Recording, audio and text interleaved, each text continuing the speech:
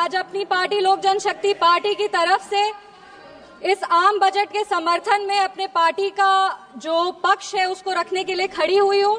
बधाई दूंगी हमारे यशस्वी प्रधानमंत्री श्री नरेंद्र मोदी जी का और माननीय वित्त मंत्री श्री निर्मला सीतारमण जी का, जिन्होंने सफलतापूर्वक अपना 8वां बजट इस सदन में पेश किया है।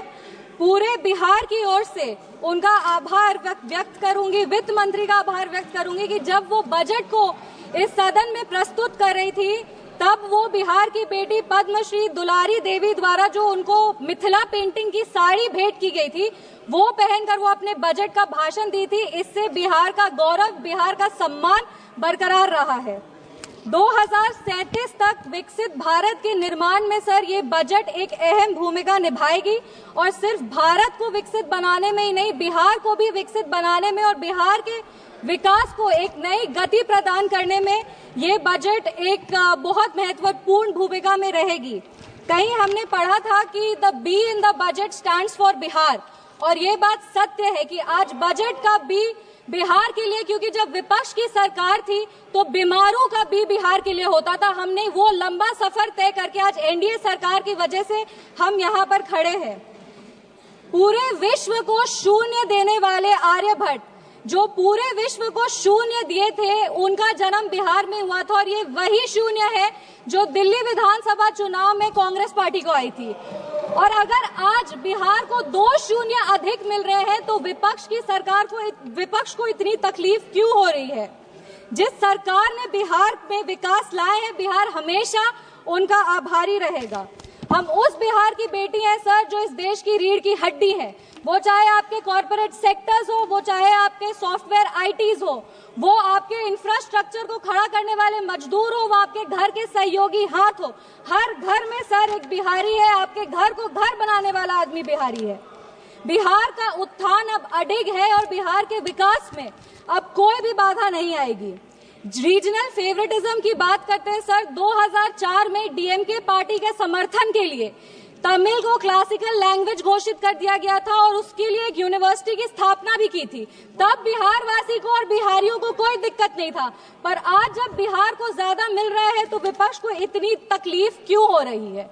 बिहार में आज जीडीपी का मतलब है ग्रॉस डोमेस्टिक प्रोडक्ट, बट जब विपक्ष की सरकार थी तो बिहार में जीडीपी का मतलब था गुंडागर्दी, डकैती और पॉवर्टी।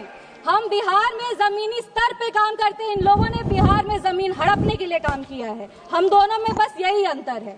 संविधान विरोधी कहते हैं और नेता प्रतिपक्ष भी जब राष्ट्रपति अभिभाषण के धन्यवाद प्रस्ताव में बोल रहे थे तो जितने बार उन्होंने भारत का नाम नहीं लिया था उससे ज्यादा वो चाइना के बारे में बात कर रहे थे।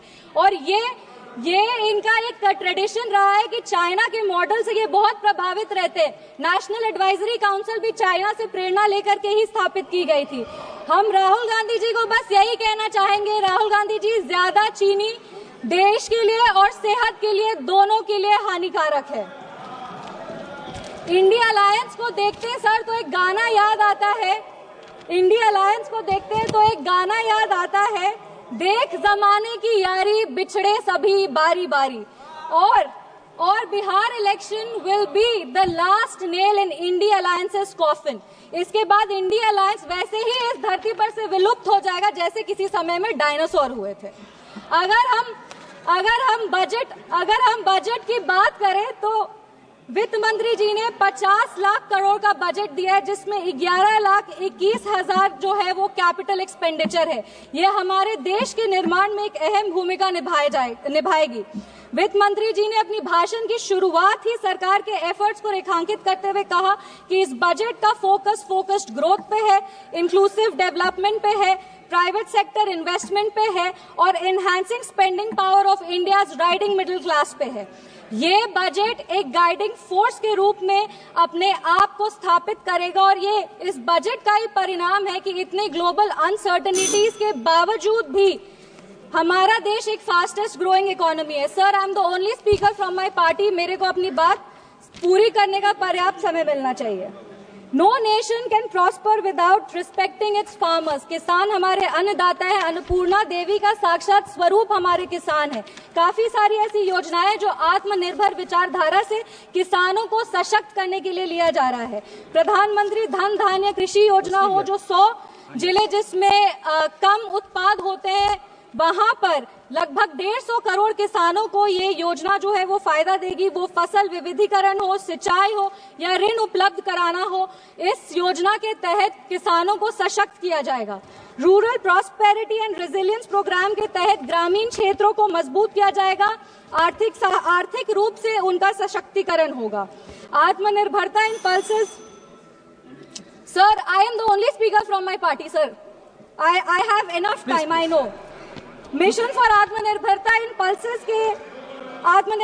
पल्सेस के तहत तूर, उड़द, मसूर दाल जैसे जो उत्पादन है उसको भी पूरा किया जाएगा। आप कम समय दे रहे हैं इसीलिए हम फोकस पे आते हैं। दलितों का उत्थान के लिए सरकार ने क्या काम किया।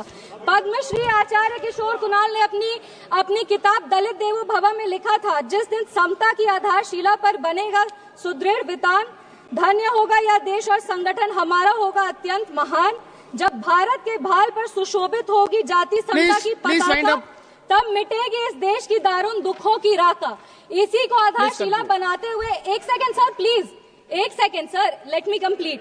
इसी को अपनी आधारशिला बनाते हुए दलितों के लिए बहुत काम हुआ। उसके कुछ आंकड़े हैं जो हम पेश करना चाहेंगे। महिलाओं को अनुसूचित, जो महिलाएं अनुसूचित जाति जनजाति से आती है, उनको पहली बार ऐसी 5 लाख फर्स्ट टाइम एंटरप्रेन्योर्स होंगे जिनको 5 साल में 2 करोड़ की राशि दी जाएगी। दलितों के लिए दलित जो बच्चे हैं जो पढ़ाई कर रहे हैं उनके लिए पोस्ट मैट्रिक स्कॉलरशिप प्रोग्राम है और प्री मैट्रिक स्कॉलरशिप प्रोग्राम है। Thank you. Please conclude. Please conclude. Give me 5 minutes, sir. Please let me complete. It is not possible. 10 parties. Please, madam. 10 parties together have been allotted only 17 minutes. Already you took 7 minutes. Post matric scholarship scheme के तहत 2024 में लगभग 4.5 लाख ऐसी छात्रों को 5 करोड़ की छात्रवृत्ति वितरित की गई है और प्री मैट्रिक स्कॉलरशिप स्कीम के तहत 18 लाख छात्रों को 437 करोड़ की राशि दी गई है। सर, अनुसूचित जनजाति बिहार में लगातार जातियों को सिर्फ राजनीतिक लाभ के लिए इस्तेमाल किया गया था जब विपक्ष की सरकार थी।